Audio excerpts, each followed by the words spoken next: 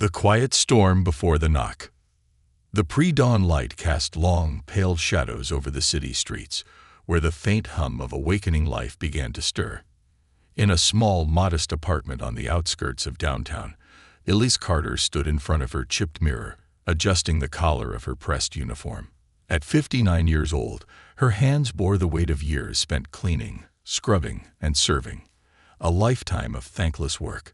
Yet there was a quiet strength in her reflection, a resilience born of perseverance. Elise's apartment was a reflection of her life. Tidy and unassuming, but with signs of wear. The faded floral wallpaper in the living room, the mismatched furniture, and the neatly organized shelves all told a story of someone who found pride in the little she had. Above the mantelpiece, a single photograph sat in a wooden frame. A much younger Elise with her late husband, Charles. His warm, infectious grin was a stark contrast to her somber smile, a reminder of the joy she had once known. With a small sigh, Elise tucked the photograph into her bag, a ritual she performed every morning before work. She didn't know why she carried it, perhaps as a reminder of better days, or as silent encouragement to keep going. Today was her first day at the Monarch, an upscale, 5-star hotel in the heart of the city. After decades in service jobs, she had managed to secure the position of housekeeper at this prestigious establishment. It was a new start, or so she hoped. The bus ride to the Monarch was a journey from one world to another. As the scenery transitioned from rundown neighborhoods to pristine, tree-lined streets, Elise couldn't help but feel out of place.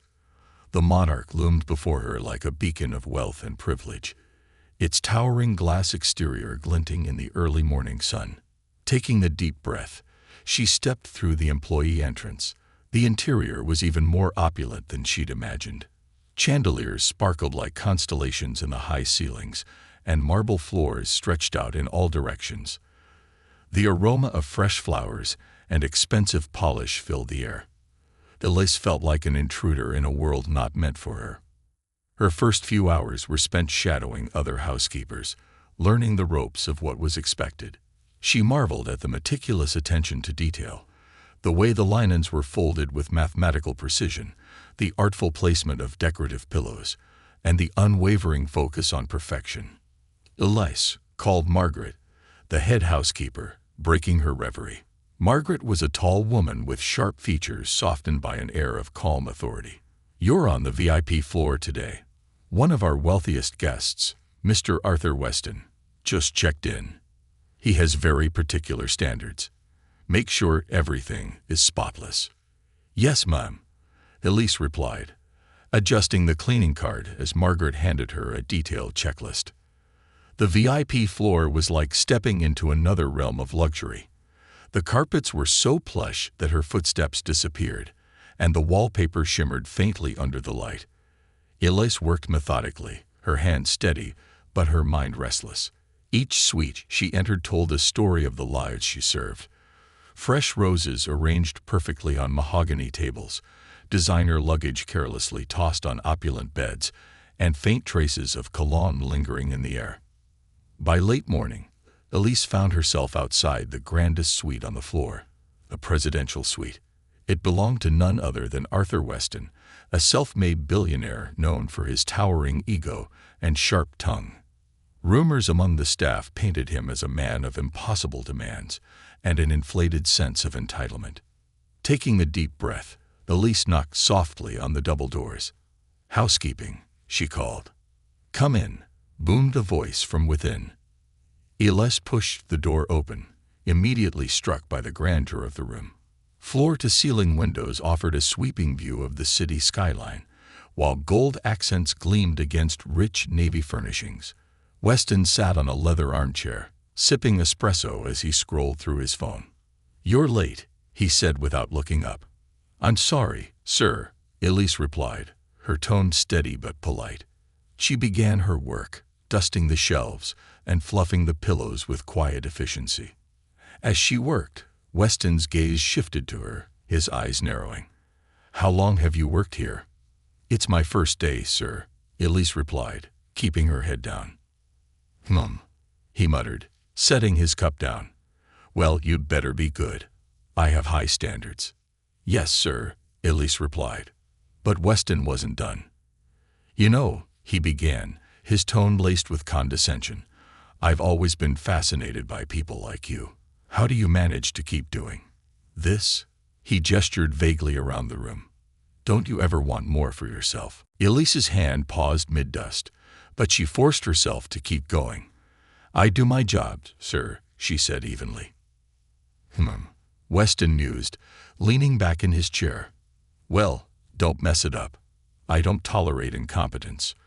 As Elise finished her work and left the suite, her composure remained intact, but her heart felt heavy. She had encountered men like Weston before, men who wielded their wealth as a weapon to belittle others. Yet something about his words lingered, cutting deeper than she cared to admit. Later that evening, Elise returned to her modest apartment, the day's events replaying in her mind. As she placed the photograph of Charles back on the mantelpiece, she wondered what he would have said if he were still alive. Keep your head high, Elise, she imagined him saying. You're worth more than they'll ever know. But Elise wasn't sure she believed it anymore. Little did she know, tomorrow would bring an unexpected knock on Arthur Weston's suite, one that would change everything, not just for her, but for everyone at the Monarch. The knock that changed everything. The morning sun bathed the city in a golden glow as Elise Carter stepped off the bus, her breath visible in the crisp winter air. The events of her first day at the Monarch weighed heavily on her, but she reminded herself why she had taken this job. Bills didn't pay themselves, and retirement was a distant dream. The grand facade of the Monarch gleamed as she approached, its pristine exterior betraying nothing of the personal struggles of those who worked within its walls. Elise smoothed her uniform and steeled herself for another day. But as she walked through the employee entrance, a murmur rippled through the staff. Elise caught snippets of hushed conversations. Did you hear? Something happened in the presidential suite last night. I heard Mr. Weston wasn't happy. He's calling for someone first thing this morning. Elise's stomach tightened. Her encounter with Weston the day before had been uneventful, but his sharp words still echoed in her mind. She didn't want to be the subject of his infamous temper. Elise, called Margaret, the head housekeeper. Her sharp tone caused Elise to flinch. You're needed upstairs. Now. What's wrong? Elise asked, struggling to keep her voice steady. Mr. Weston specifically asked for you. Margaret's expression was unreadable, but her tone carried an edge of urgency. Elise's heart sank. Had she made a mistake? Was this the beginning of the end for her already tenuous position? She followed Margaret to the service elevator, her palms damp with anxiety. As the elevator ascended to the VIP floor, Elise tried to calm her racing thoughts. The memory of Weston's piercing gaze and cutting remarks filled her with dread. She thought of Charles's photograph, tucked safely in her bag, and silently asked for his strength. The elevator doors slid open with a soft chime, revealing the plush corridor leading to the presidential suite. Margaret gave Elise a brisk nod and stepped back into the elevator, leaving her alone. Taking a deep breath, Elise approached the grand double doors. She raised her hand to knock but hesitated. Her reflection in the polished surface of the door caught her eye. She looked smaller than she felt. Summoning what courage she could muster, she knocked firmly. Come in, a voice barked from inside. Elise opened the door and stepped into the suite. Weston was seated at the dining table, a laptop and a half-eaten breakfast spread before him. He didn't look up as she entered, his attention fixed on the screen. You called for me, sir? Elise asked, her voice steady despite the nervous flutter in her chest. Weston finally looked up, his expression unreadable. Close the door. Elise obeyed, her fingers trembling as she shut the heavy door behind her. The room felt suffocatingly quiet, the weight of his presence pressing down on her. I assume you know why I asked you here, Weston said, leaning back in his chair. No, sir, Elise replied honestly. Weston's eyes narrowed. Do you remember the ashtray? Elise frowned, her mind racing. She had cleaned the ashtray in the sitting area the day before, emptying its contents into a trash bag. Yes, sir. I emptied it while cleaning the room. And what about the cigar cutter? Weston's tone was sharp, accusatory. Ellis hesitated. She didn't recall seeing the cigar cutter. She had wiped down the table and organized the space, but hadn't noticed anything unusual. I don't remember seeing the cigar cutter, sir, she said carefully. Weston's face darkened, and he stood abruptly, his chair scraping against the floor. So you're telling me it vanished into thin air? That it just walked away? No, sir, Elise said, her voice firmer now. I don't know where it might be, but I didn't take it. Weston stepped closer, his imposing frame towering over her. Do you know how much that cigar cutter cost? No, sir. More than you make in a year. His words were laced with disdain. And now it's gone. Convenient, isn't it? Elise bristled at the implication. I'm sorry for your loss, sir, but I assure you I had nothing to do with it. Weston sneered. Of course, you'd say that. People like you always deny responsibility. Elise clenched her fists at her sides, struggling to keep her composure. The humiliation of his words burned, but she refused to stoop to his level. Sir, I'm happy to help you search for it, but I can't take responsibility for something I didn't do. Weston stared at her for a long moment, his expression unreadable. Then, to her surprise, he turned away, waving dismissively. Get out, he said coldly. Ellis hesitated. Sir, I said get out. Weston roared, his voice echoing through the suite. Elise didn't wait for further instruction. She turned and left, her cheeks burning with a mix of anger and shame. The walk back to the service elevator felt interminable, each step weighed down by the encounter. When the elevator doors closed behind her, Elise exhaled shakily. Her hands were trembling, but her resolve was stronger than ever. She had faced men like Weston before, men who believed their wealth entitled them to treat others as less than human. But something about his accusations nagged at her. Elise knew she hadn't taken the cigar cutter, and she couldn't shake the feeling that there was more to the story than Weston's misplaced anger. As she returned to her duties, Elise couldn't help but notice the whispers among the staff. News of Weston's temper had spread quickly, and her colleagues cast her sympathetic glances as she passed. Elise, called Margaret later that morning. The manager wants to see you. Elise's heart sank.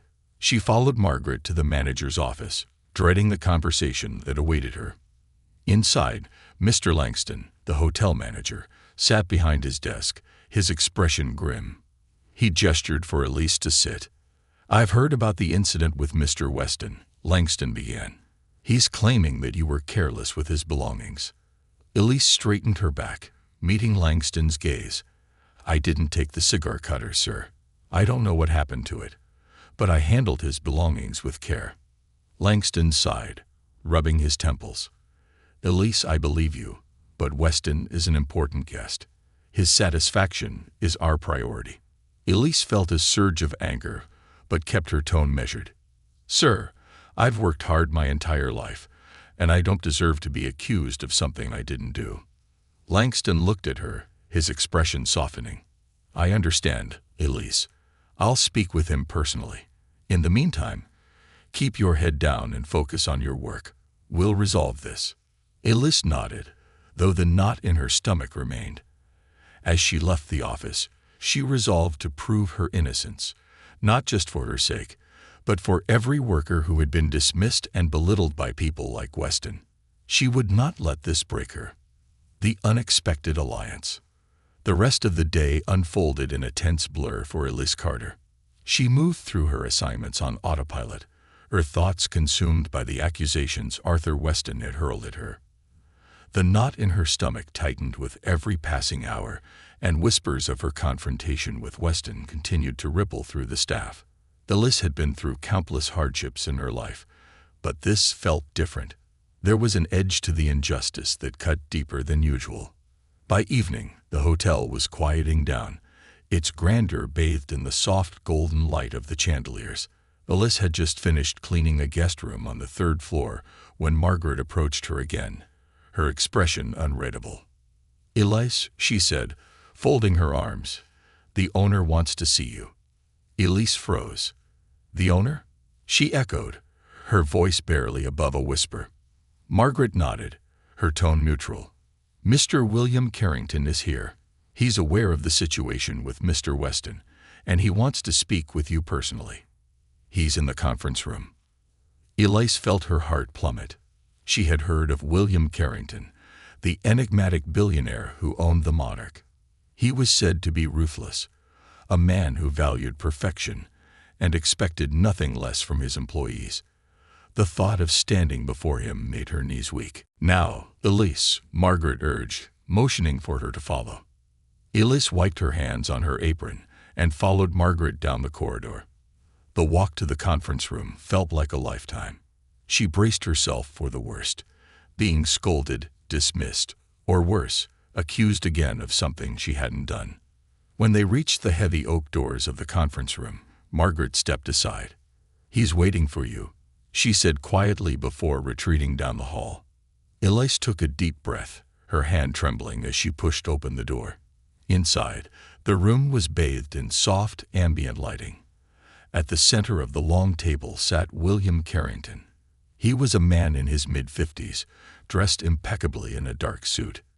His salt and pepper hair was neatly combed, and his piercing blue eyes studied her with quiet intensity. Mrs. Carter, he said, his voice deep and steady, please, have a seat. Elise hesitated, then complied, lowering herself onto one of the leather chairs. She felt small in his presence, as if the room itself bent to his will. Carrington leaned forward, resting his elbows on the table. I've been informed about the incident involving Mr. Weston, he began. I've also spoken to several staff members about your performance since you started here. Elise's throat tightened. She clasped her hands in her lap, willing herself to remain calm. Everyone I spoke to had nothing but praise for your work ethic and professionalism, Carrington continued. It seems you've made a positive impression in a short amount of time. Elise blinked, surprised. She hadn't expected him to say anything kind, let alone acknowledge her efforts. Thank you, sir, she said softly. Carrington's expression darkened slightly. However, Mr. Weston is a high-profile client. His accusations against you are serious, and they cannot be ignored. I need to know, honestly, what happened. Elise straightened her back and met his gaze. Sir, I don't know what happened to his cigar cutter. I didn't take it, and I didn't see it while I was cleaning his suite. I handled everything with care, as I always do. Whatever Mr. Weston is accusing me of, I promise you, it's not true. Carrington studied her for a long moment, his expression unreadable. I believe you, Mrs. Carter, he said finally, but I need more than your word to resolve this. Elise felt a flicker of hope. What do you mean, sir? Carrington leaned back in his chair. I've reviewed the security footage from the VIP floor. I wanted to see if anyone else had entered Mr. Weston's suite before or after you. He reached for a remote control on the table and pressed a button. A monitor on the wall flickered to life, displaying grainy footage from a security camera outside Weston's suite. Elise watched intently as the recording played. She saw herself knocking on the door, entering the suite, and leaving minutes later. The camera fast-forwarded, and the hallway remained empty for a time. Then, to her astonishment, another figure appeared, a man dressed in maintenance overalls. He unlocked the suite and entered, staying inside for several minutes before slipping back out and disappearing down the hall. Elise gasped softly. Who is that? Carrington's lips pressed into a thin line. That's what I intend to find out. I've already alerted security to locate him. In the meantime, I wanted to assure you that I take these accusations very seriously. I will not tolerate false claims or mistreatment of my staff. Elise felt a wave of relief, though her heart still pounded with adrenaline. Thank you, sir. Carrington nodded. One more thing. I'll be speaking with Mr. Weston personally. He needs to understand that this hotel does not condone bullying or baseless accusations. Elise hesitated. Mr. Weston, he's a powerful man. Aren't you worried about losing his business?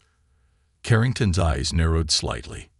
Mrs. Carter, The monarch has thrived because of its reputation for excellence, not just in service, but in how we treat our employees.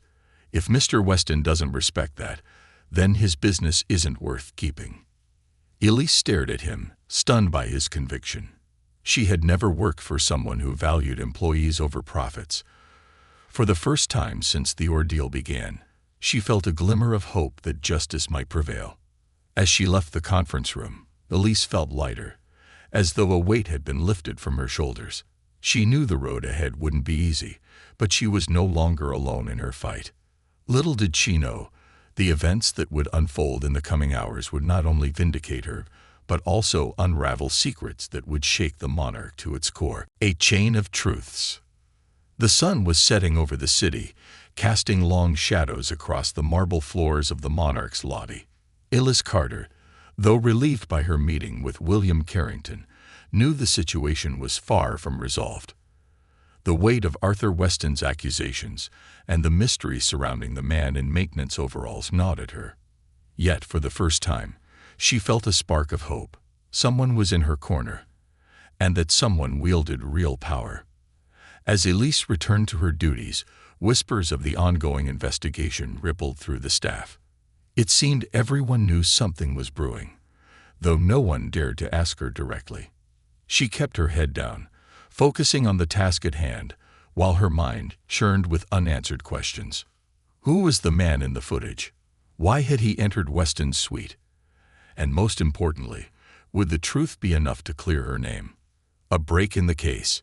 Around 9 p.m., Elise was polishing the brass fixtures in the lobby when Margaret approached her once again. This time, her expression was one of urgency. "Elise," she said in a low voice, "Mr. Carrington wants you to join him in the security office. They've found something." Elise's heart leaped and sank simultaneously. She nodded, set down her cleaning supplies, and followed Margaret through the labyrinthine back corridors of the hotel. The security office was a stark contrast to the luxury of the monarch, functional and unadorned, with walls lined with monitors displaying live camera feeds. William Carrington stood in the center of the room, flanked by 2 security officers. His expression was steely, his arms crossed over his chest. When he saw Elise enter, he gave her a small nod of acknowledgement. "Mrs. Carter," he began, "we've identified the man in the footage." Elise's stomach clenched. "Who is he?" Carrington gestured to one of the security officers, who pulled up an employee file on a nearby monitor. A photo of the man in maintenance overalls appeared, accompanied by his name and employment details. "His name is Daniel Reyes," Carrington explained. "He's a part-time maintenance worker. According to his schedule, he wasn't supposed to be on the VIP floor yesterday. In fact, he wasn't scheduled to work at all." Elise's mind raced. "Do you think he took the cigar cutter?" Carrington's jaw tightened. "It's possible, but we need to confirm. Security found him just an hour ago, attempting to leave the hotel. They detained him for questioning. I wanted you to be present when we confront him." Elise blinked in surprise. "Me? Why?" "Because you deserve to see this through," Carrington said firmly. "You've been accused unfairly, and I want you to witness the truth firsthand." The sincerity in his voice steadied Elise's nerves. She nodded, though her palms were damp with anxiety. The security officers escorted them to a small conference room, where Daniel Reyes sat at the table, looking decidedly uncomfortable. He was a wiry man in his mid-30s, with disheveled hair and shifty eyes that darted around the room as they entered. Carrington took a seat across from him, his presence commanding. Elise stood by the door, her heart pounding. "Mr. Reyes," Carrington began, his tone calm but firm, "we have footage of you entering the presidential suite yesterday. You weren't scheduled to be on duty, and you didn't have authorization to be on the VIP floor. Would you care to explain?" Reyes shifted in his seat, his hands fidgeting on the table. I don't know what you're talking about," he stammered. "I wasn't in any suite." Carrington's lips pressed into a thin line. "Lying will only make this worse for you, Mr. Reyes. We have clear video evidence of you entering and exiting the suite. Now, I suggest you start telling the truth. Ray's eyes darted to Elise, then back to Carrington. Beads of sweat formed on his forehead. Okay, fine, he muttered. I was in the suite, but I didn't take anything, I swear. Then why were you there? Carrington pressed. Ray hesitated, his face pale. I was told to go there. Someone asked me to check the plumbing in the bathroom. Said it was leaking. Who told you that? Carrington's voice was sharp.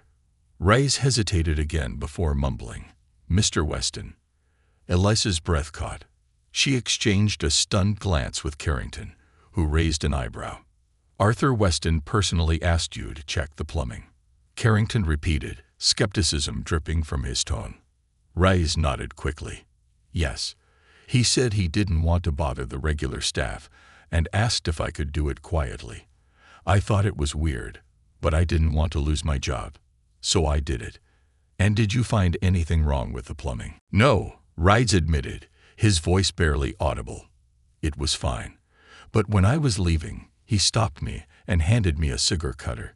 Told me to hold on to it and not mention it to anyone. The room fell silent. Elise felt her pulse quicken as the pieces of the puzzle began to fall into place. Why would he give you the cigar cutter? Carrington asked, his tone icy. I don't know. Ray blurted. He said he didn't want it anymore, and that I should keep it. I didn't think much of it, but when I heard he was accusing someone of stealing it, I panicked. I thought he was setting me up. Carrington leaned back in his chair, his eyes narrowing. Do you still have the cigar cutter? Ray nodded, pulling a small velvet pouch from his pocket and placing it on the table. One of the security officers opened it, revealing a gleaming gold cigar cutter encrusted with diamonds. Carrington let out a slow breath, his expression unreadable. He glanced at Elise, who stood frozen in shock. Thank you, Mr. Reyes, Carrington said. You'll be escorted out of the building and placed on leave until further notice. We'll contact you if we need additional information. Reyes nodded meekly as the security officers led him away. Once the door closed, Carrington turned to Elise. Well, he said, his voice softer now. It seems Mr. Weston has some explaining to do. Confronting the storm, Elise followed Carrington back to the VIP floor, her nerves fraying with each step. When they reached the presidential suite, Carrington knocked firmly on the door. Weston opened it moments later, his expression sour. What now? He snapped, his gaze shifting between Carrington and Elise. We need to talk, Mr. Weston, Carrington said evenly. Weston rolled his eyes but stepped aside, allowing them to enter. The opulent suite seemed darker now, its grandeur tarnished by the tension in the air. Carrington didn't waste time. We've recovered your cigar cutter, he said, holding up the velvet pouch. Weston's eyes widened slightly, though he quickly masked his surprise with a dismissive scoff. Well, that's good news, I suppose. Where was it? In the possession of a maintenance worker you instructed to enter this suite, Carrington replied coldly. He claims you gave it to him and told him to keep quiet about it. Weston's face flushed with anger. That's absurd. I never. Enough, Carrington interrupted, his voice cutting through the room like a blade. We have security footage and testimony. Don't insult my intelligence by lying to my face. Weston opened his mouth, then closed it, his jaw tightening. Carrington's eyes narrowed. You fabricated this entire ordeal to humiliate Mrs. Carter. Why? Was it some sick power trip?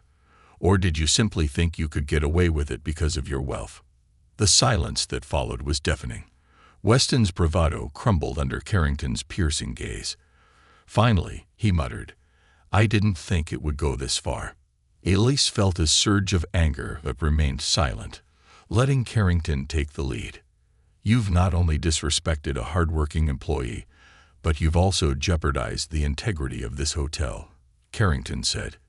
Your stay here is officially over. Pack your things and leave immediately. Weston sputtered, but Carrington didn't waver. Security arrived moments later to ensure Weston complied. As Elise watched him leave, she felt a sense of vindication she hadn't thought possible. For the first time, she stood in that luxurious suite not as a servant, but as someone whose worth had been acknowledged. Carrington turned to her, his expression softening. "Mrs. Carter, I'm sorry for what you've endured. It won't happen again." Elise nodded, tears of gratitude welling in her eyes. "Thank you, sir." As they left the suite together, Elise felt lighter.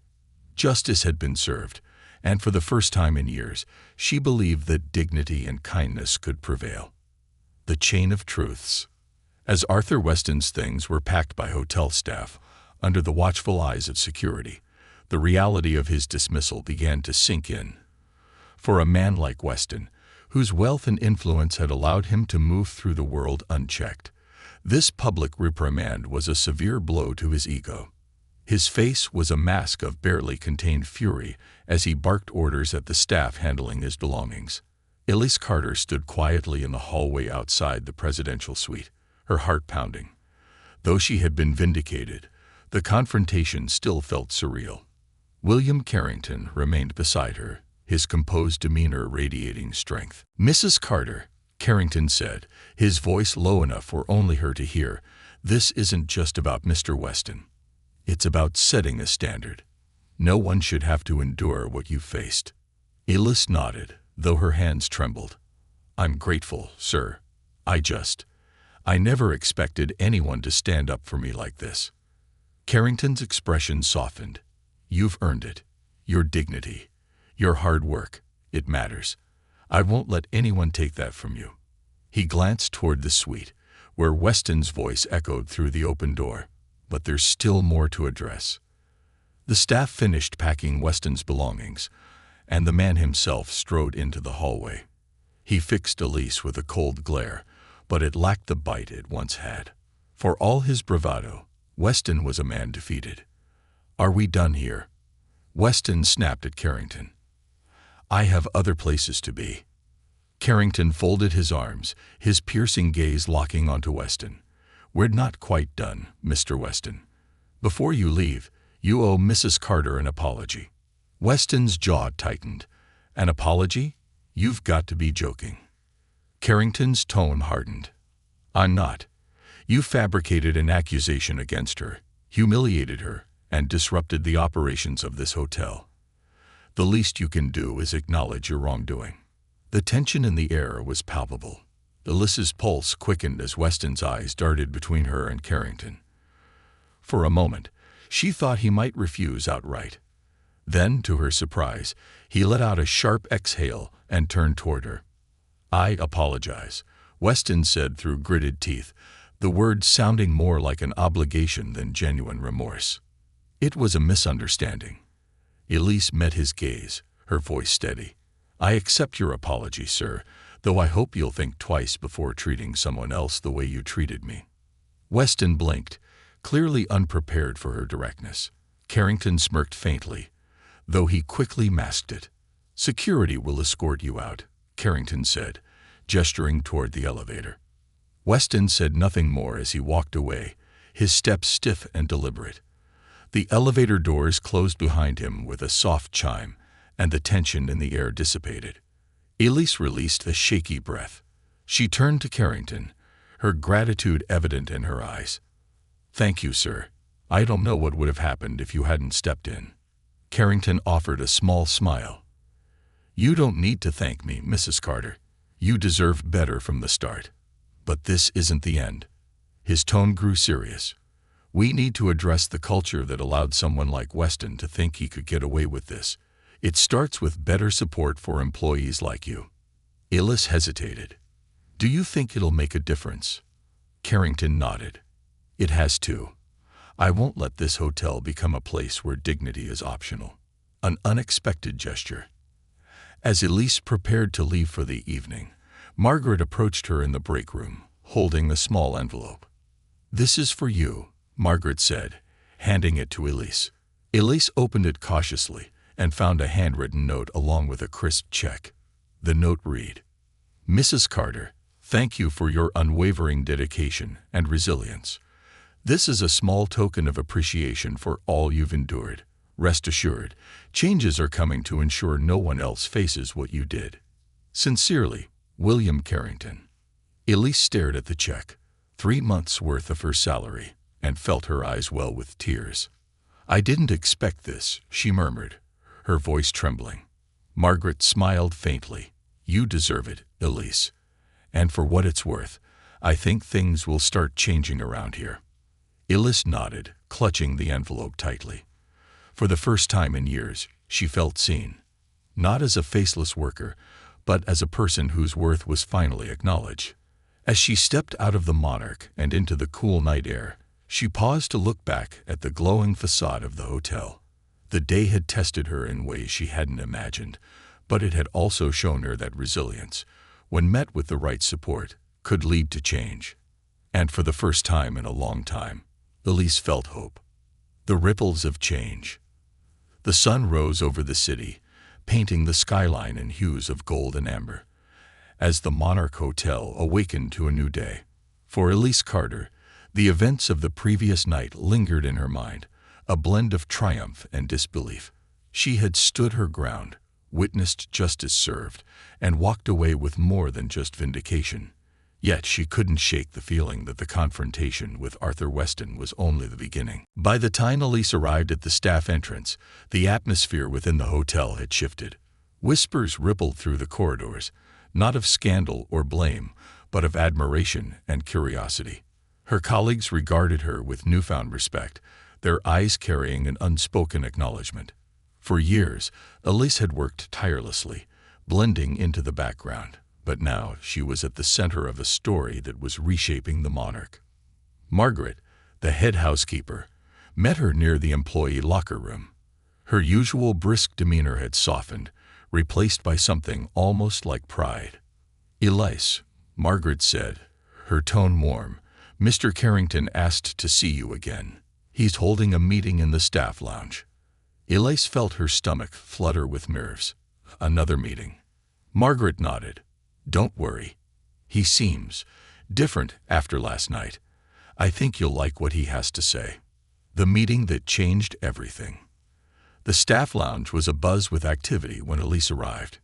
Nearly all the hotel's employees were present: housekeepers, bellhops, kitchen staff, and even a few managers. At the center of the room stood William Carrington, his presence commanding yet approachable. He gestured for silence, and the murmurs quickly subsided. "Thank you all for coming," Carrington began, his voice steady and sincere. "As many of you know, last night we faced a situation that highlighted some serious issues within our hotel. One of our own, Mrs. Carter, was unfairly accused and mistreated. While justice was served, it's clear to me that the culture here needs to change." A ripple of surprise moved through the crowd. Managers exchanged uneasy glances, but the staff leaned in, their curiosity piqued. Carrington continued, "For too long, the voices of our staff have gone unheard. This hotel cannot function without you, our housekeepers, our chefs, our bellhops. You are the backbone of the Monarch, and it's time you were treated as such." Elise's heart swelled as she listened. She had spent her career being overlooked, enduring the indignities that came with her work. Hearing these words felt like validation for every moment she persevered. "To that end," Carrington said, "we're implementing immediate changes. First, we're establishing an employee support program, including an anonymous hotline for reporting mistreatment or misconduct. No one should feel powerless or afraid to speak up." A smattering of applause broke out among the staff, growing louder as more people joined in. Elise felt a lump form in her throat. This wasn't just about her. It was about everyone who had ever been silenced or dismissed. "Second," Carrington continued, his tone firm, "we're revising our guest policy. While we value our patrons, their behavior must align with our values. Disrespect and abuse will not be tolerated, regardless of their wealth or status." The room erupted in cheers, the tension of years of unspoken grievances breaking like a dam. Elise looked around, seeing hope and relief mirrored in the faces of her colleagues. And finally, Carrington said, his gaze settling on Elise, "I want to personally thank Mrs. Carter. Her resilience and courage have not only brought these issues to light, but have also inspired these changes. Elise, please stand. Elise hesitated, her cheeks flushing with embarrassment, but the crowd's encouragement spurred her on. She stood, her hands clasped nervously in front of her, as the room erupted into applause. "Thank you, Mrs. Carter," Carrington said, his voice filled with genuine respect. "You've reminded us all of the importance of integrity and dignity." Elise nodded, her eyes glistening with unshed tears. She had never sought recognition, but in that moment, she felt seen in a way she never had before. Rebuilding bridges. After the meeting, staff members approached Elise, offering words of support and gratitude. Some shared their own stories of mistreatment, while others simply thanked her for standing tall. Margaret pulled her aside, her expression uncharacteristically emotional. "Elise," Margaret began, her voice thick with emotion, "I've worked here for over 20 years, and I've never seen anything like this. What you did, what you inspired, it's going to make things better for all of us." Elise smiled, though her voice wavered. "I just wanted to do my job and be treated fairly. I never imagined." She gestured toward the bustling lounge, where staff members were still energized by the meeting. Margaret placed a hand on Elise's shoulder. "Sometimes it takes one person to start a ripple. You've done more than you realize. A second chance." As the day wore on, Elise found herself summoned to Carrington's office. She entered hesitantly, unsure of what to expect. Carrington sat behind his desk, his expression warm. "Mrs. Carter," he said, gesturing for her to sit, "I wanted to speak with you privately." Elise sat, folding her hands in her lap. "Yes, sir." Carrington leaned forward, his tone thoughtful. "I've been reviewing your personnel file. Your work history is impressive, and your dedication is unmatched. But I can't help wondering, why did it take so long for someone like you to rise to this level of recognition?" Elise hesitated. "I've always done my best, sir, but in jobs like these, people don't usually notice. You're just part of the background." Carrington nodded, his expression pensive. "That needs to change, and I'd like to start with you." Elise frowned, confused. "What do you mean?" Carrington smiled. "I'm offering you a promotion. We're creating a new position, Staff Relations Liaison, someone who can act as a bridge between the staff and management, ensuring everyone's voice is heard. I can't think of anyone better for the role." Elise's breath caught. A promotion. She had never imagined such an opportunity. I don't know what to say," she stammered. "Say yes," Carrington said, his smile widening. "You've earned it." Elise nodded slowly, a smile spreading across her face. "Yes. Thank you, sir." The ripple becomes a wave. In the weeks that followed, the monarch underwent a transformation. The new policies Carrington had implemented began to take root, creating a culture of respect and accountability. Elise, in her new role, became a trusted advocate for her colleagues, her quiet strength inspiring others to speak up. Guests noticed the changes too. The staff's morale improved, and with it, the quality of service. The monarch's reputation soared, not just as a luxurious destination, but as a place that valued its people. Elise often reflected on the journey that had brought her to this point. It hadn't been easy, and there were still challenges ahead, but for the first time, she felt a sense of purpose that went beyond simply surviving. She had found her voice, and in doing so, she had helped others find theirs too. And as she walked the halls of the monarch, greeting staff and guests alike, she carried herself with a quiet dignity that no one could ignore. A new legacy. The months that followed Arthur Weston's departure saw the monarch transformed, not just in policy, but in spirit. Elise Carter's life, once defined by invisible labor and quiet endurance, had taken on a new purpose. Her role as staff relations liaison put her at the center of the changes sweeping through the hotel, and with each passing day, she discovered strength she hadn't realized she possessed. Elise's small office, tucked away near the staff lounge, became a sanctuary for her colleagues. It wasn't fancy. A simple desk, a pair of chairs, and a bulletin board covered with staff suggestions and thank you notes, but it was a place where voices that had long been silenced now found a platform. Listening to the stories. "Elise, can I talk to you?" asked Marta, one of the younger housekeepers, as she hesitated in the doorway of Elise's office. "Of course, come in," Elise said warmly, gesturing to the chair across from her. Marta twisted her hands nervously. "It's about one of the guests on the second floor. He's been making inappropriate comments when I clean his room. I didn't know who to tell before." Elise nodded, her expression serious but calm. "You did the right thing by coming to me, Marta. No one should feel uncomfortable or unsafe here. I'll handle this personally." Marta's shoulders sagged with relief. "Thank you, Elise. I didn't think anyone would listen." After Marta left, Elise felt a familiar pang of empathy. She knew all too well the fear and frustration of being dismissed or ignored. Now, with the support of William Carrington and the new policies in place, she was determined to ensure no one else felt the same. Recognition from the top.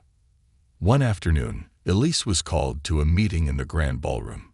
She entered cautiously, unsure of what to expect, and found the room filled with staff and management, all looking toward a small stage at the front. William Carrington stood behind the podium, his presence as commanding as ever.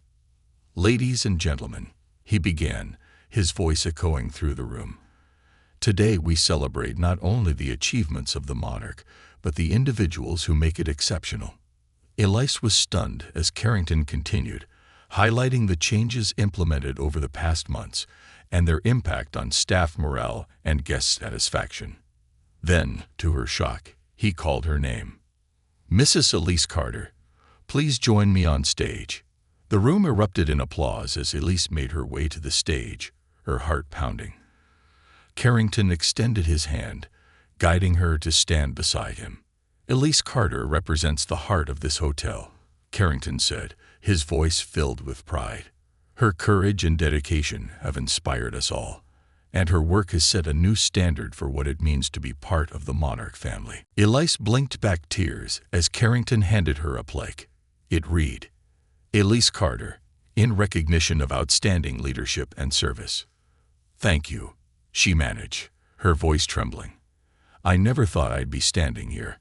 I've spent my life working hard, but I've always felt invisible. Today I feel seen. And that's because of all of you."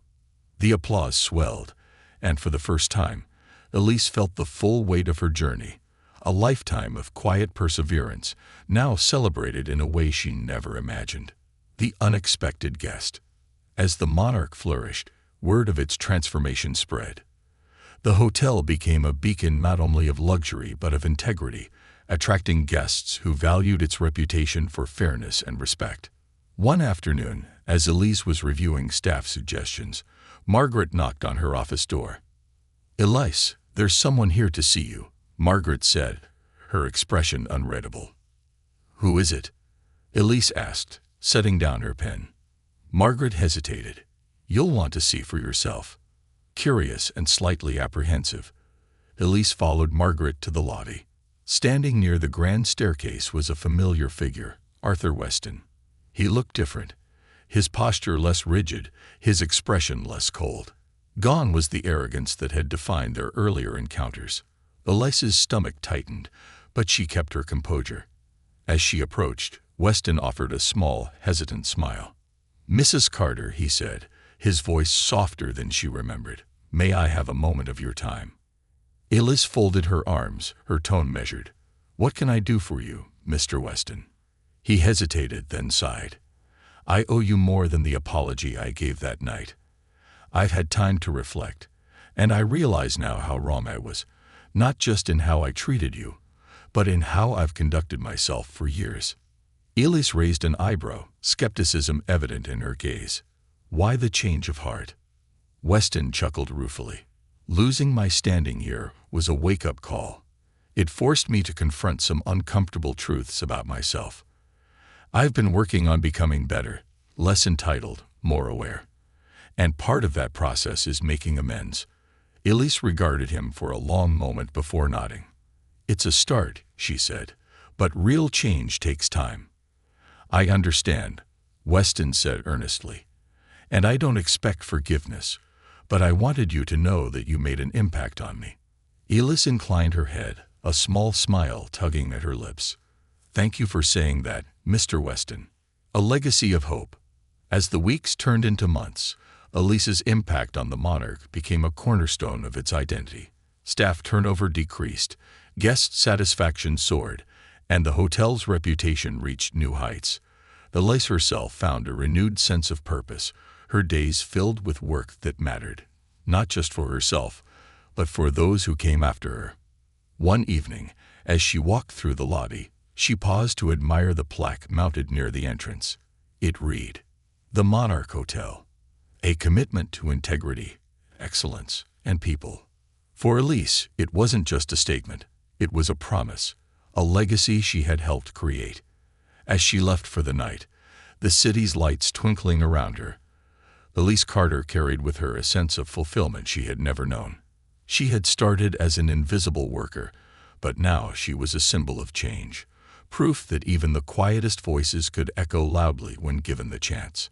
And as she boarded the bus home, she smiled, knowing that her journey was far from over. But for the first time, it was a journey filled with hope and possibility.